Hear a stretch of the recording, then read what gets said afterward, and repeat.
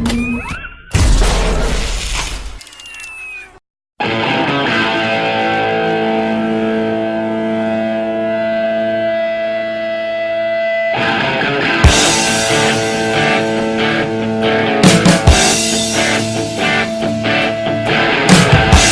to another edition of Infinity Watch, where it is my job to get you ready for the upcoming blockbuster film Infinity War, Avengers Infinity War, May 2018.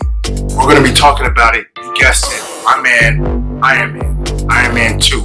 Second installment in this franchise, third movie in the MCU universe. Now, this movie is pretty divisive. A lot of people like it, a lot of people don't. I'm going to help you understand why this movie is important to the overall story of the MCU. Now, we begin where we left off, from Iron Man. Actually, this is about 6 months later. Tony Stark is Iron Man. Everybody knows he's Iron Man. He's doing his best to protect the world, for the world to see him as a nuclear deterrent. In the meantime, there is a new character we're introduced to, which is Ivan Vankoff. Now, Ivan Vankoff is the son of a nuclear physicist. His father, his name escapes me, but his father was pretty much, and we find out later on in the movie, someone who worked with Howard Stark to develop the technology for the arc reactor. Something went down, Vankoff's father was deported, sent back to Russia. He couldn't deliver on the goods, Russia got rid of him. So basically, that's the hatred that Vankoff has towards Tony Stark. Tony Stark reaped the benefits of his father, and Ivan Vankoff reaped nothing from his father, but he gained some knowledge. Anyway, we see the death of his father. We see Ivan Vankoff deciding to build his own arc reactor, build his own suit. But instead of building an entire Iron Man suit, which he couldn't, he ended up making some whips. In the comic book, his name is Whiplash. Now, we're skipping ahead a little bit, but we're seeing Tony Stark show some health effects from the Iron Man suit. The palladium that is in his chest is now starting to contaminate his blood. And every time he uses the Iron Man suit, it tends to rapidly increase his imminent demise. Now, Tony is trying to find a replacement.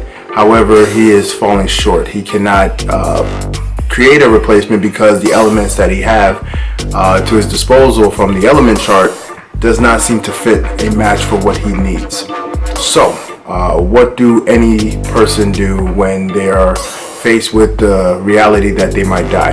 They start doing some crazy things. For example, he ends up signing over his company to Pepper Potts. He ends up letting Rhodey leave with his Iron Man Mark III platform. He goes crazy during his birthday party, in which Rhodes had to step in. Rhodes had to stop him from making a complete fool of himself and endangering the lives of people there.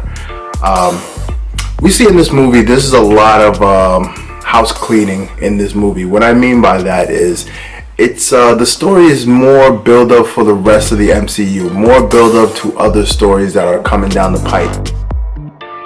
We also see a deterioration of Tony Stark when it comes to his character. In the first movie, we see this man living on top of the world, a playboy philanthropist, as he always says. And then he was faced with the reality that this world is in danger and he is the cause of it due to his weapons. In this movie, we're seeing a Tony Stark that understands the responsibility that he has. However, he also sees the reality that he's dying. And this is the only way for him to really address the fact that he's about to die, but to be volatile and out of control, pretty much. We also meet a new character, which is going to be Natasha Romanoff, aka Black Widow. So we see her for the first time in this movie. We see Nick Fury a little bit more in this movie, and we see the connection between Nick Fury and Howard Stark, Tony's father. Now, a lot of these things, we're going to see more of them in the future MCU films. However, Iron Man 2 is very important to understand the dynamics of the rest of the universe. I know that the movie did not get big praises like the first movie, but this movie is very important. Now, let's jump ahead.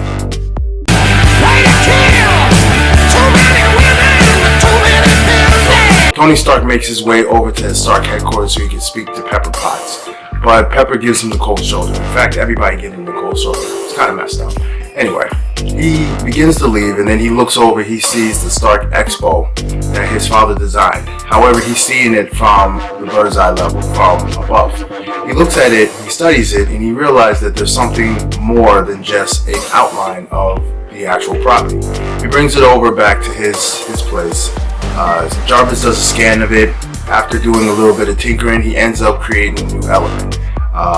He starts building this element, and funny part in this particular movie is that they show the Captain America shield. Now, the first movie, if you watch the first movie, you see a prototype of the shield. It's not the actual shield, but you see a prototype of the shield, and we see it in the background. And for us who has a keen eye, we went crazy because we said, "Whoa, there goes the shield." Now, the second movie, this movie, is just very blatant. They actually pick up the shield. Coulson actually picks up the shield and say, "What are you doing with this?"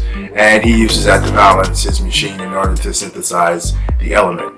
So he builds the element, creates the element, and as he's kind of putting things together, Vankoff calls him and let him know he's still alive.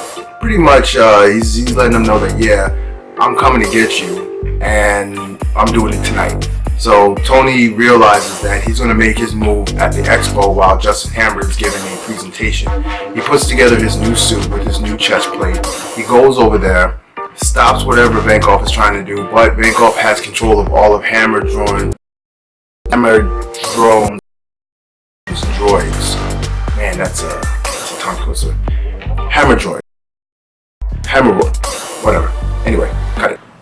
Tony goes over to warn Rhodey about what's going on with Vanko and these drones. And lo and behold, Vanko has control of the drones, and he also has control of Rhodey's suit. Basically, they go off to fight. Tony's trying to lure them away from all the civilians, while Vanko is trying to destroy Tony with these drones.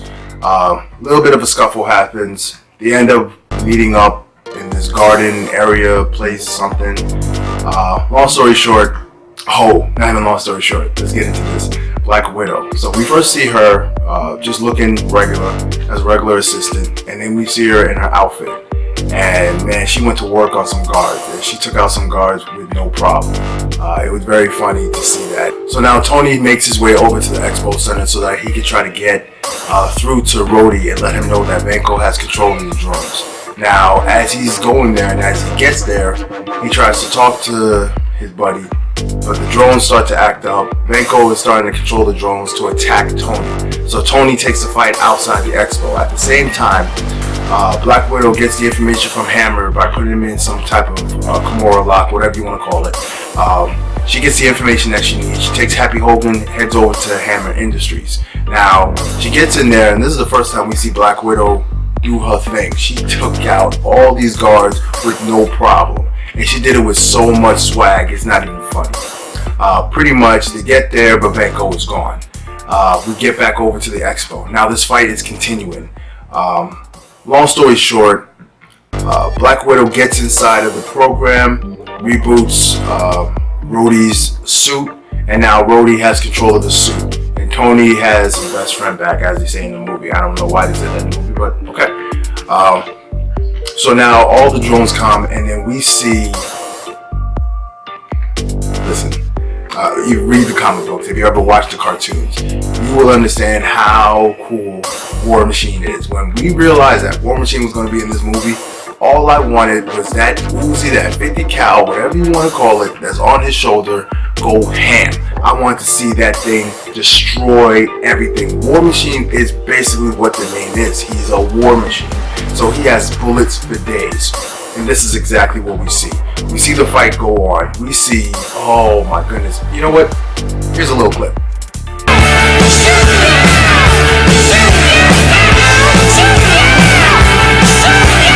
you see that? I don't think you saw it. One more time. That's so cool. One thing about War Machine I could appreciate, one thing about this movie I could appreciate, I feel as though that they nailed War Machine. When the way he looks, the way he acts, the way his firepower was just, oh my goodness. You saw the droid oil on his face. It was great. Anyway, so Benko finally comes through, and he has his own Ironmonger whiplash suit, which is a thing now. But anyway, they start fighting him. He takes his helmet off, and he's looking at the both of them as he has them in his two whips going across like this. So in the beginning, not in the beginning, but in the middle of the movie when Rhodey began to fight Tony with the suits on, which was a pretty cool scene. If you haven't seen it, you should see it. If you're watching this review, you should have seen it. Anyway, when we see them, they're doing the exact same move. They do the repulsors together, and they create some type of bubble of energy, and it explodes. And pretty much Benko has one more trick up his sleeve, and he self-detonates all the drones. And Tony leaves to go save Pepper. He saves Pepper, and that's the end of the movie. Now, this part of the movie I felt was very important, and this movie did, like I said, this movie did a lot of house cleaning.